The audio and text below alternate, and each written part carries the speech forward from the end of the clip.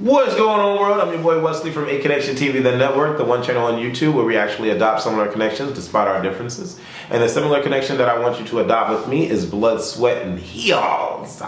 We start this episode off with Melissa Ford talking to her "I'm broke and you're not manager" kind of situation or deal going on.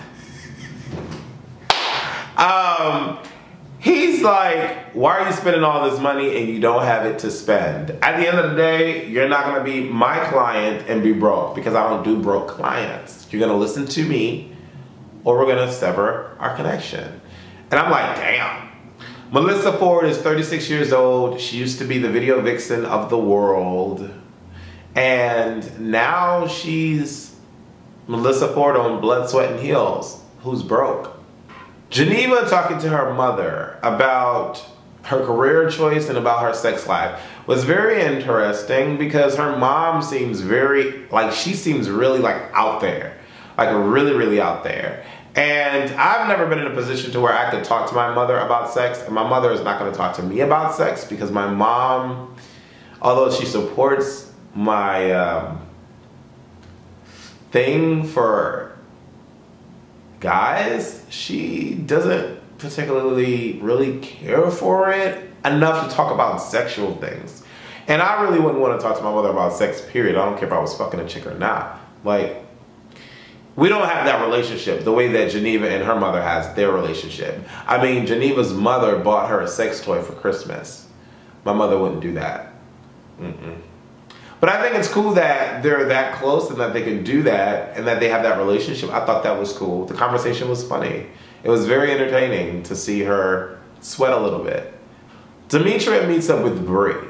And although my first perception of Bree was that she was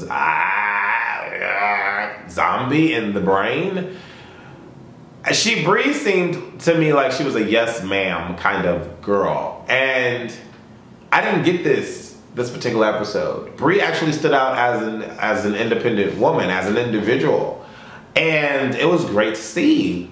She invited Demetria out for lunch to talk about the blog. That was very mature and very grown up of Bree to do that. And I was like, what? That was hot. That really took me aback. Like, I was just like, what? Okay, Bree, rock on with your bad self.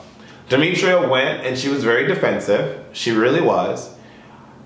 And I can get it to a certain degree, but I'm just like, okay, Demetria, just let her speak. Let her say her piece. Like, okay, you clearly think that you're in the right, but you have to understand that people have a difference of opinion when in dealing with any situation. So just let her state her piece. And don't come off so hard. Like, Demetria comes off very crass and harsh. Like, she's very cutthroat with it. If you don't feel that, you know, 1 + 1 is 2, she's gonna be like, okay, bitch, I don't really care. Like, that's the vibe that I'm getting from Demetria. But Bree is real subtle with it. She's like, you know what? I really don't agree with how you went about, you know, about how you went about it on your blog. You know, speaking about me, there was a whole blog portion about me. And Demetria's more like, okay, really? Why are you mad? I don't get it. I mean, I spoke my opinion about the situation. I didn't name names, and what are you talking about? Bree's like, well, you know, you really should be, you know, it's just not cool. And I just really wanted to talk to you about that, woman to woman. It's just not, you know, I could be mature and talk to you about the situation. And then Bree's like, she brings up Daisy. And I'm thinking to myself, okay, you don't have anything to do with Daisy. Daisy's not here, so don't bring her up. And once again, this goes back into the full circle. Like, all these chicks don't get along. They're all casted for the show.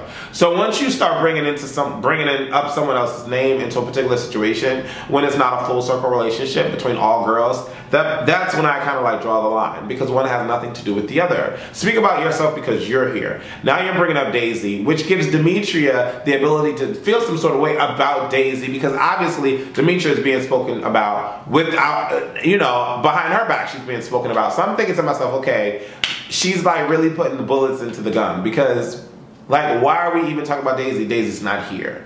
At the end of the day, I really thought that Bree, speaking to Demetria, was really boss, and Demetria is very strong-headed. Like, she's very opinionated, and she's not going to be swayed by anything. let's talk about Daisy and her date Jason, who's Greg's cousin, Demetrius' fiance's cousin. This was a hot bowl of shitty mess with some parsley sprinkled on top, with some orange juice to the side with one ice cube in it, and the orange juice had no pulp. This shit was fucking retarded. And I'm thinking to myself, why in the hell is this black man on TV? Oh, that's why he's acting this way, because he's on TV. Okay, Daisy was late as fuck to this goddamn date or whatever. And as soon as she said she thought the guy was gay, I'm thinking to myself, he's gay. He's gay. Women usually have a good intuition about these things because, well, usually they do. Sometimes they don't, because I know a lot. Never mind, we're not gonna get into that. But usually if a chick feels that a dude is gay, I'm gonna say 7 times out of 10, the dude is a little So when she said that, I'm like, all right. And when she said that and she was late, being on the phone talking to Brie like, oh girl, I'm late, I was supposed to meet him at an event and go to the dinner, blah, blah, blah. I'm thinking to myself, this chick is about to get red. This chick is about to get red because the dude is on blood, sweat, and heels. Like you're making an appearance on blood, sweat, and heels. And you're on a date with Daisy, someone who clearly wears a New York Yankee fitted and was twisting that shit up. By the way, that thing in the middle, that part, that looked real. And it came flat. So I'm really trying to understand what the hell is under there, because she was just shifting that shit.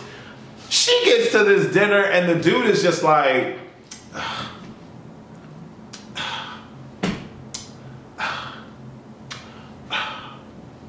doing all types of shit like this. And I'm like, what? Come on, son. You're doing the ultimate most. Like, how you... I was annoyed. He was like, oh, you're late. Oh, I hope we can eat. Oh, we should eat. Oh, you want something now? Oh, this and oh, that. And oh, this you should be. And what time is it? I'm like, bitch, bye. First of all, I did not come here, okay? Now, I don't even know if Daisy called in and said I'm going to be late. But it was already sketchy because no real dude that I know of or that I've seen is going to sit there and wait and then dog the chick out for coming late. You know what the fuck it was? He wanted his camera time. But at the end of the day, your ass got played because your plate of food fell on your motherfucking crotch. And I'm thinking to myself, I'm like, shit, he didn't get any food on his pants. I'm like, but that's what the fuck you get, you girl. You fucking girl, you. That's the hell you get. I'm thinking to myself, why are you sitting here berating this chick? Your punk ass wanted to sit here and wait for her so you could be on camera to berate her? And then Daisy starts to cry. I'm like, where the fuck is she crying? How old is this chick? Why are these people crying? I can understand it. I'm like, this shit makes no fucking sense. And then he's like, and then Daisy's like, okay, well, I'll pay for the bill. The boy is like, I appreciate it. Then the dude gonna eat her fucking food and you're sitting here I'm sorry, okay. The both of these bitches is good. And I'm sorry, I don't mean to call her a bitch, but both of these bitches is good. First of all, don't have no one wait for your ass. Okay, just don't have no one wait for your ass. First of all, don't have no one wait for your ass. Second of all, you girl, you. Waiting for the cameras to give you your camera time so you can sit here and berate this girl like a bitch that you are. First, I wouldn't have did that. I would not have done. That's not no real dude. He's not a real dude. Fuck that. He has to be either gay or very in touch with his feminine ways, because that was just all pure pussy that he was given on this goddamn show. Pussy with an itch is what he was given on this goddamn show. And then to have Daisy cry, I was just like, okay, she's doing too fucking much. Let's talk about this dinner. Fuck everything else. I liked how Greg was really telling Demetra to suit up because he already read what this filthy shit was, this gathering was. Micah's dinner party, everybody turns up late. I'm just like, okay, whatever. I'm to the point now where I believe that everybody comes late to these reality functions because they want to be beat when they get on TV. That's what I'm gonna say face and say that's what it is. Everybody shows up to Micah's dinner party, and I'm thinking to myself, trust and believe. If I'm a blogger and I wrote about y'all bitches and you want to invite me to a dinner party and no one has called me specifically about how you felt about it, I'm not gonna really care. I'm not gonna concern myself with it because you didn't concern yourself with it, because you told me that you didn't care by not talking to me about it. But if I go to a dinner and I hear Bree telling me, Wesley, they're really mad about your blog, and now all of a sudden I'm invited to a party out of the blue, I'm gonna have my guard up, and I'm not gonna take any kind of shit from any of you mature or old bitches that are supposed to be at this fucking dinner table. At the end of the day, don't press me because I'm gonna come harder. And that's how I'm thinking, and that's how I'm thinking Demetria went into the thing, because when I watched the preview, I'm like, why is she even mad and don't want to talk about the blog? At the end of the day, she wrote it. And at the end of the day, it was her truth. That's how, I mean, that's what happened. It's not like she lied on these broads. So I really wasn't feeling how Bree tried to switch her whole story up about how she really felt, when in all honesty, if that's how you felt, Bree, that's how you felt. But now that the cameras are back on you, you want to try to switch it up. And then Daisy's at the dinner table and she's like, oh, well, how did you feel, Demetria? Like, what's going on with you and your blog and all this extra shit? Demetria came on strong. Daisy tried to attack her and then tried to pull Geneva in to get her back. Geneva was going in on Demetria, and Demetria was like, well, what are you going to do? Get up? Are you going to break a glass and try to cut me? Geneva's like, no, I'm not going to do that. Well, Demetria's like, don't make threats if you're not going to get up, because this is ridiculous. All y'all are acting ridiculous.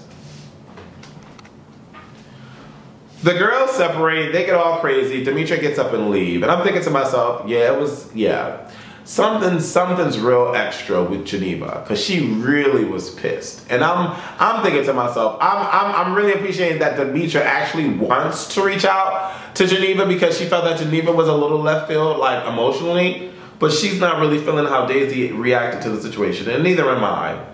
I'm not here for that. Like, all these girls, if you really have a problem with something, you should come to me. You should come save face and come to me and be mature enough to come to me about it if you really have a problem. Don't bring me in some group. That's tacky. Don't do that. That's bullshit. Don't do that. I don't know what y'all think about Blood, Sweat, and Heels. I really think this show is cool. It obviously follows the same pattern as the other shows, but it's different personalities. And the one strong personality that stands out to me the most is Demetria. And my top 3 chicks to watch on the show is Demetria, Melissa Ford, and Geneva. I like those 3 chicks. And Bree is standing out as an individual. I thought it was hot as shit, though. I thought it was hot as shit when she received that truth serum and she was like, I don't take mixed drinks that weren't made in my presence. I need you to drink this first. I'm like, that's me. Because I'm not drinking, when I go to people's houses, I damn for sure, I barely eat people's food because I'm just like, what? But drinks? Where was this made at? Who made it?